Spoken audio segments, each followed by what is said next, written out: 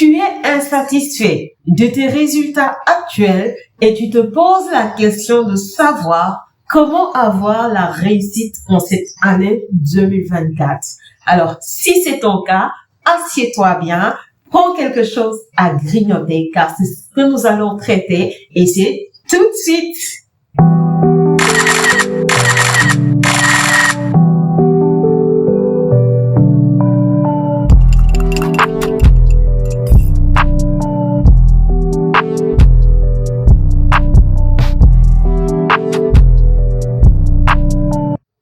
Bonjour la famille, moi c'est Marie-Pierre Paul de Pleinement Soi. Je suis servante de l'Éternel, coach de vie, entrepreneur et je suis présente sur les réseaux sociaux.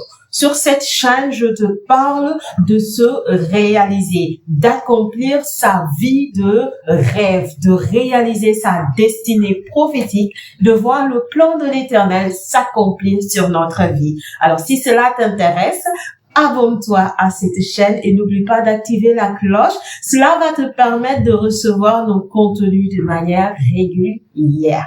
Alors aujourd'hui, nous parlons de comment activer la réussite, comment avoir la réussite en cette année 2024. Alors la première chose, bien aimée, c'est de comprendre le cheminement de la réussite, comprendre le chemin du succès. Alors, beaucoup de gens veulent avoir la réussite, le succès, mais ils sont impatients et vu qu'ils ne comprennent pas forcément le cheminement, ça fait que sur le chemin, on se décourage ou on se démotive.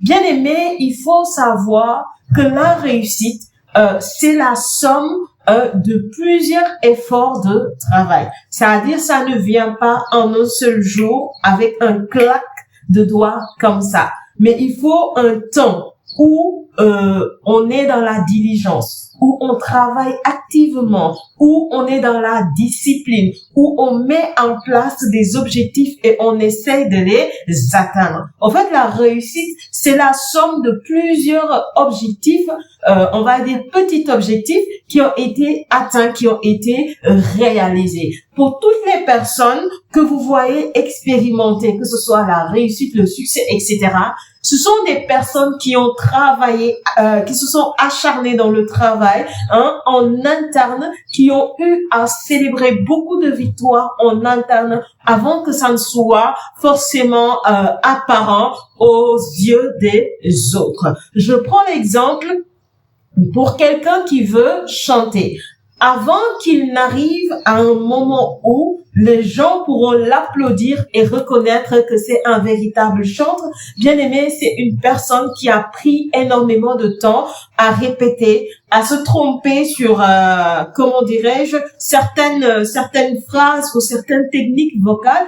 Et c'est une personne qui a eu à se rectifier, qui a eu à apprendre beaucoup de choses, à faire beaucoup de choses en interne, dans le secret, et à voir son évolution dans le secret avant que ça ne soit apparent pour les autres. Alors, si ce cheminement-là, tu ne le comprends pas, bien aimé, vouloir commencer tout de suite et vouloir que ça réussisse tout de suite, bien aimé, c'est que tu n'as pas compris. Vous savez, on est dans une génération qu'on va dire une génération fast-food, une génération qui aime la rapidité. Et donc, tout ce que nous faisons, nous voulons que ce soit rapide, nous voulons que le résultat soit rapide. Or, Dieu ne fonctionne pas comme ça. La vie même ne fonctionne pas comme ça. Bien aimé, observez tout ce qui se passe autour de nous, tout ce que Dieu a fait. Un enfant, il grandit et puis il prend son temps à se construire peu à peu. Son corps se construit, son âme se construit, même son esprit se construit peu à peu. Et donc tout être humain est appelé à progresser et appelé à grandir. Ça, si tu le comprends, tu comprends que tu vas commencer petit et puis en interne, tu vas devoir travailler avec acharnement pour que ça produise un résultat attendu à une date Mais bien aimé, quand tu ne comprends pas ce processus, tu vas vouloir accélérer les choses ou sinon, rapidement, tu vas être découragé et tu vas abandonner. Et toutes ces choses, c'est parce qu'on ne comprend pas. Donc, prends le temps d'observer toutes les personnes qui ont eu à réussir dans un domaine. Prends le temps de méditer sur ce qu'est la réussite, sur ce qu'est le succès et tu comprendras mieux. Ça va te fortifier. Prends le temps également, bien aimé, d'écouter le témoignage des autres. Il y a des personnes qui ont déjà réussi dans les domaines auxquels tu souhaites expérimenter la réussite. En écoutant ces personnes, en écoutant leur parcours, par où ils sont passés, cela va venir te motiver davantage et t'encourager à persévérer, voilà, à ne pas abandonner, à continuer tout simplement. La deuxième chose, bien aimé, ça va être d'avoir une vision de ce qu'est la réussite. Vous savez, la réussite est vue, du moins, différemment en fonction de notre culture, mais également en fonction des choses auxquelles nous aspirons. Vous savez, pour certaines personnes, par exemple, avoir beaucoup d'argent, être riche, millionnaire, milliardaire, c'est une réussite. Le moyen par lequel on est passé pour en arriver là, ça compte peu. L'essentiel, c'est que on est riche, on est millionnaire, milliardaire devant les gens. Mais moi, par exemple, voyons une personne qui a eu à faire des choses qui ne sont pas de bonne morale. Par exemple, les gens qui sont entrés dans la franc-maçonnerie, des gens qui ont eu à sacrifier des personnes, des gens qui, en entreprise, ils ont dû mentir sur quelqu'un, dénigrer quelqu'un, faire de la médisance afin d'écarter les personnes qui étaient potentiellement, qui avaient en fait le potentiel, qui avaient les compétences. Ils ont dû écarter ces personnes-là pour que eux qui soient promus. Pour moi, personnellement, ça, c'est pas une réussite. Donc, la réussite, c'est vu différemment en fonction de notre culture, mais également en fonction des choses auxquelles nous aspirons. Quelqu'un peut être, je sais pas, dans la prostitution ou dans une entreprise qui n'a pas de bonne morale et sentir qu'il a la réussite. Pourquoi? Parce que il est connu des gens, les gens l'aiment, les gens l'apprécient. Il a un certain, comment dirais-je, une certaine gloire entre guillemets parce que connu des gens et apprécié des gens. Mais dans le fond, ce qu'il fait n'est pas une bonne chose. Pour moi, par exemple, ça c'est pas la réussite. Pour moi, ça, c'est pas le succès. Voilà. Avoir le succès et la réussite, ce n'est pas forcément avoir la richesse, ce n'est pas forcément avoir la gloire. Encore faudrait-il bien l'avoir et avoir emprunté un chemin qui glorifie le Seigneur. Mais pour d'autres personnes, avoir cela, ça représente pour eux avoir une réussite. Donc, cela dépend de chaque personne, mais également de ce à quoi nous aspirons. Une personne qui veut être un chanteur connu de tout le monde, de tous les hommes de son pays et même dans le milieu international, s'il réussit dans une entreprise, avoir un bon travail, un salaire qui est acceptable et qui arrive à résoudre sa vie, cette personne pourrait ne pas considérer cette bénédiction comme une réussite. Parce qu'il va dire que je rends grâce à Dieu parce que j'ai un travail, ça me permet de combler à tous mes besoins. Mais de manière psychologique, la personne peut ne pas se considérer forcément comme une personne qui a réussi. Pourquoi? Parce que cette personne rêve d'être chanteur, chanteuse et d'être connue de tous. Et c'est dans la psychologie de cette personne, la réussite est attribuée au fait d'être chanteur, d'être connu de tous. Donc, vous voyez que c'est différent en fonction de ce à quoi nous aspirons et en fonction, voilà, de notre culture, de nos valeurs, etc. Donc, c'est pourquoi, lorsqu'on veut avoir la réussite, il faut déjà s'arrêter, et se poser la question de quelle est notre vision de la réussite. Quand nous disons que nous voulons la réussite, qu'est-ce que nous voulons avoir spécialement? Bien-aimé, quand tu dis, je veux expérimenter la réussite, je veux avoir le succès, pour toi, c'est quoi la réussite? Pour toi, c'est quoi le succès? Beaucoup de personnes, ils disent comme ça, réussite, succès, mais ils ne prennent pas le temps de l'identifier. Bien-aimé, quand tu vas t'asseoir et tu vas te poser la question, pour moi, Marie-Paul Pierre, c'est quoi la réussite? Pour moi, c'est quoi le succès? Et c'est là que tu vas voir, est-ce que tu as une vision claire ou est-ce que tu n'as pas de vision claire? Alors, il te faut avoir une vision claire de ce qu'est la réussite, une vision claire de ce que tu veux accomplir dans ta vie, des objectifs que tu veux accomplir. La troisième chose, bien aimée, c'est d'avoir un plan d'action. Alors, quand tu finis d'établir la vision, il faut un plan d'action. Sans plan d'action, il sera impossible, bien aimé, d'atteindre le résultat que tu veux avoir. Donc, prends le temps de te poser la question. Déjà, tu as une claire vision. Tu vas maintenant te demander à quel niveau je suis.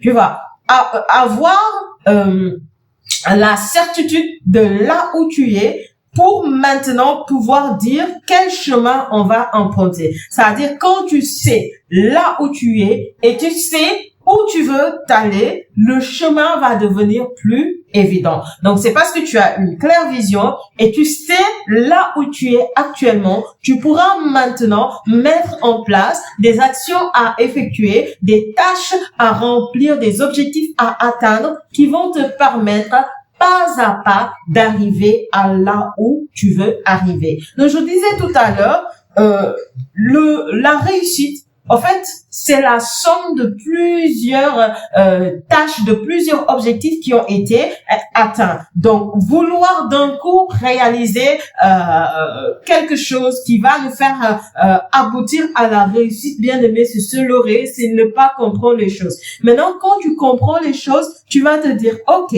je suis à un niveau A, et j'aimerais atteindre à un niveau J, par exemple. Maintenant, quelles sont les étapes à suivre? Quels sont les objectifs à atteindre pas après pas? Et ainsi, tu coupes un petit objectif, et ça fait que en interne, tu prends le temps de travailler, de bosser dur pour atteindre tes objectifs. Alors que tu vas commencer, les autres ne verront pas tout de suite le résultat, mais toi, en interne, tu verras combien tu es en train d'avancer, d'évoluer, jusqu'à ce que tu arrives à un point où le résultat, il est atteint. Donc, prends le temps de définir un plan d'action qui t'amène vers l'accomplissement de la réussite que tu es en train de chercher. Quatrième chose, bien aimé, ça va être de commencer tout de suite. Vous savez, avoir une vision, c'est une bonne chose. Vouloir réussir, avoir de l'ambition, etc. Toutes ces choses-là, c'est bien. Mais ce qui est le plus difficile, bien aimé, c'est de commencer. Parce que généralement, nous voulons attendre que tout soit à notre disposition. Nous voulons attendre d'être parfait, d'avoir tous les moyens à bord avant de pouvoir se lancer. Et à force d'attendre, bien aimé, tu perds du temps. Tu restes des années sans commencer. Alors, il faut pas attendre que tout soit parfait pour pouvoir te lancer, mais lance-toi dès à présent. Du moment où tu comprends le chemin que tu vas devoir traverser pour avoir la réussite, du moment que, bien aimé, tu as une claire vision de la réussite que tu veux avoir et que tu as mis en place un plan d'action en prenant en considération ton niveau actuel et le niveau où tu veux atteindre, bien aimé, n'attends pas.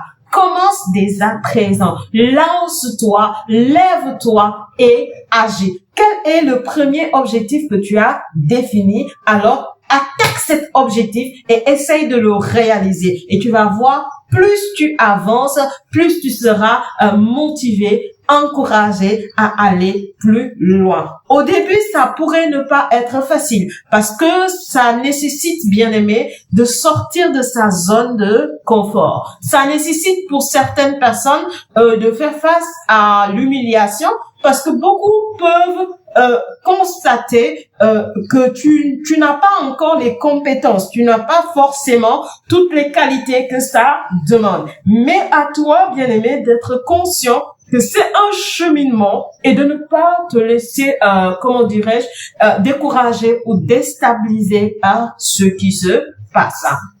Cinquième chose, bien aimé, c'est cultiver la joie de vivre au quotidien. Bien aimé, quand tu es trop focus sur le résultat à atteindre, tu risques de te décourager rapidement, d'être démotivé et de vouloir abandonner. Toutes les personnes qui ont eu à abandonner, c'est parce qu'ils sont trop focus sur l'avenir, trop focus sur le résultat final. Quand tu es trop focus sur ce que tu veux atteindre, bien aimé, tu vas voir qu'il te reste un long chemin, un long parcours et tu vas perdre la motivation. Mais quand tu apprends, après avoir fixé l'objectif à atteindre, à te défocaliser du résultat final et à rester centré sur le présent, sur le quotidien de ta vie et à chercher à trouver du plaisir dans ce que tu fais, les tâches que tu accomplis, le travail que tu fais au quotidien, voilà, les objectifs que tu es en train d'atteindre. Si tu cherches, bien aimé,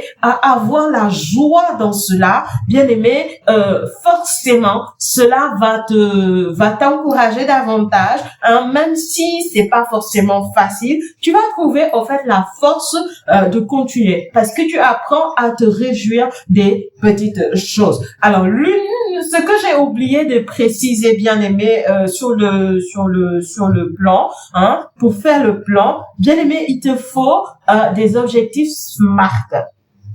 C'est-à-dire, ne mets pas en place des objectifs que tu ne peux pas réaliser, des objectifs qui sont trop hauts pour toi, des objectifs que tu n'as pas forcément les ressources, hein, pour réaliser. Quand on parle d'objectifs SMART, c'est-à-dire ce doit être des objectifs qui sont spécifiques, c'est-à-dire clairement établis, des objectifs que tu sais que tu n'as pas forcément besoin de l'exprimer à quelqu'un pour qu'il comprenne. La personne peut comprendre. Je donne un exemple simple qui vient dans ma tête. Tu veux perdre du poids. Dire je veux perdre du poids, c'est pas spécifique, c'est vaste. Hein? Quand tu dis je veux perdre du poids, qu'est-ce que ça veut dire exactement? Tu peux dire par exemple je veux perdre 5 kilos durant le mois on est quel mois? Mars, durant le mois d'avril, par exemple. Je veux perdre 5 kilos durant le mois d'avril. Du coup, c'est plus clair, c'est mesurable et donc tu sauras à la fin du mois, est-ce que l'objectif a été atteint, oui ou non. Mais quand tu dis comme ça, je veux perdre du poids, à un certain moment, on ne pourra pas mesurer si l'objectif a été atteint, oui ou non. Donc, il te faut un objectif qui est clair, qui est spécifique, qui est mesurable, c'est-à-dire durant un certain temps, on peut voir si tu l'as atteint ou non, qui est atteignable, c'est-à-dire qui n'est pas trop difficile pour toi, mais également qui n'est pas trop facile, hein, pour toi, qui est réaliste. Quand on dit réaliste, tu vas pas te dire je veux par exemple aller à la salle de sport et faire du sport 3 fois par semaine pour perdre 5 kilos. Or, tu n'as pas forcément les ressources financières pour payer la salle. Ce n'est pas réaliste. Tu vois, si tu n'as pas les finances, tu dois commencer déjà à t'entraîner chez toi toute seule. Mais de fixer l'objectif d'aller à la salle de sport pour faire le sport afin de pouvoir perdre 5 kilos. Or, tu n'as pas les moyens de payer. C'est pas un objectif qui est réalisable parce que tu ne pourras pas le tenir sur le temps. Donc, c'est un exemple tout simple que je donne, mais pour nous dire que l'objectif doit être réalisable. Et cinquième chose, l'objectif doit être mesurable dans le, fixé dans le temps. Excusez-moi. Voilà. L'objectif doit être fixé dans le temps. Tu peux pas dire je veux perdre du poids tout court et tu ne te fixes pas un temps où tu dois perdre du poids. Parce que si tu ne fixes pas un temps, bien aimé, tu vas te relâcher, tu vas te permettre de faire ce que tu veux. Mais si tu gardes en esprit le mois d'avril, avant la fin du mois d'avril, je dois perdre 5 kilos. Du coup, ça va te motiver, bien aimé, à travailler avec acharnement. Voilà. Et qu'est-ce que je disais? Je pense que j'étais sur le 5e point qui parlait de quoi? D'être fun, d'être relax. Donc, avec tout ce que j'ai cité, avec les objectifs SMART et autres, bien aimé, vous voyez que c'est pas forcément évident. C'est pas forcément quelque chose de trop facile, d'agréable, où on fait ça à l'aise, où on est dans la joie. C'est quelque chose qui va être difficile au départ, qui va être pénible. Par moment, on peut avoir envie de tout lâcher. Par un moment, on peut se sentir fatigué. Par un moment, on peut se sentir découragé. Voilà pourquoi il faut, bien aimer, cultiver la joie dans ce qu'on est en train de faire. Il faut apprendre à apprécier ces temps. Il faut apprendre à en faire des temps où on est dans la joie, des temps où on aime. Il faut, en fait, chercher à apprécier le travail qu'on est en train de faire, parce que c'est ce qu'on va devoir faire pendant un long moment. Donc, il faut trouver du plaisir dans ce qu'on est en train de faire et se défocaliser de l'objectif qui est fixé. Maintenant, 6e point, ça va être de ne pas marcher avec n'importe qui, de choisir son entourage. Bien aimé, après tout ce que j'ai dit, tu comprends que ce chemin n'est pas forcément facile. C'est un chemin qui pourrait être difficile, voire très difficile pour certaines personnes. On a besoin de rester motivé. On a besoin de rester attaché, comment dirais-je, de rester motivé, d'avoir l'encouragement et de savoir persévérer, de savoir avancer. Si tu as avec toi des gens qui ne croient pas en ce que tu fais et qui tout le temps vont te démotiver, bien aimé, cela va pas t'encourager. Et si tu as des échecs et que tu as des personnes autour de toi qui ne savent pas te réconforter, qui ne savent pas t'encourager, t'aider à aller de l'avant, ou te donner même des idées qui vont te permettre de t'améliorer, bien aimé, tu auras du mal. Voilà pourquoi, quand tu veux la réussite et le succès, tu ne peux pas te permettre de marcher avec n'importe qui. Tu ne peux pas te permettre de t'accompagner avec n'importe qui. Les gens qui doivent être autour de toi, ça doit être des gens qui sont positifs, des gens qui croient en ce que tu fais, qui croient en ton potentiel, qui comprennent que le chemin n'est pas forcément facile et donc qui savent trouver les bons mots pour t'encourager, pour te fortifier, pour t'aider à t'améliorer. Alors, une fois que tu réalises que les gens autour de toi, bien aimés, ne savent pas te motiver, t'encourager. Quand tu es dans leur présence, tu n'es pas forcément dans la joie. Ils sont là comme pour se moquer de toi ou comme pour se dire que tu n'es pas capable, que tu ne pourras pas faire, que tu ne pourras pas réussir, et gna gna gna, et gna gna gna. Il faut t'éloigner de ces personnes tant que tu le peux. Si ce n'est pas les membres de ta famille bien-aimée, éloigne-toi. Et si ce sont des membres de ta famille, sois sage et évite de parler de ce sujet devant eux.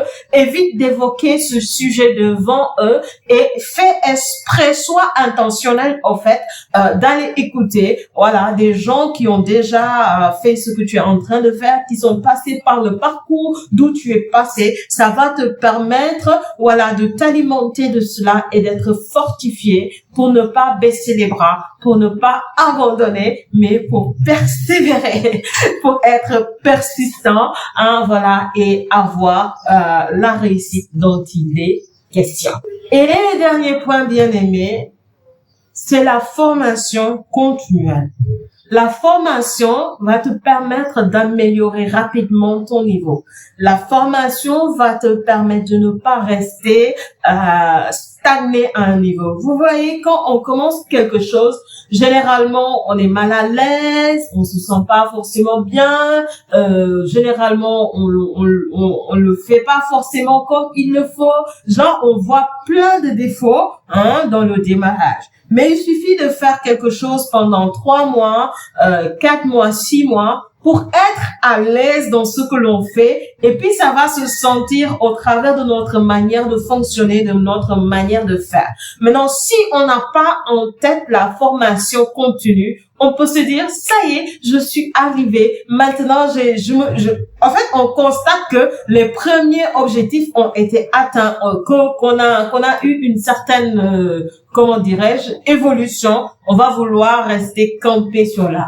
Or, la vie, c'est de savoir évoluer constamment. Parce que celui qui n'évolue pas recule. Parce que les autres vont venir te devancer et tu auras l'impression d'être en arrière. Donc, pour ne pas rester en arrière, bien aimé, il faut une formation qui est continuelle. Donc, il faut continuer à se former jusqu'à ce que l'objectif qu'on s'est fixé au départ soit atteint. Et même quand on aura atteint l'objectif, bien aimé, dans la vie, il faut aller de gloire en gloire, de victoire en victoire, de réussite en réussite.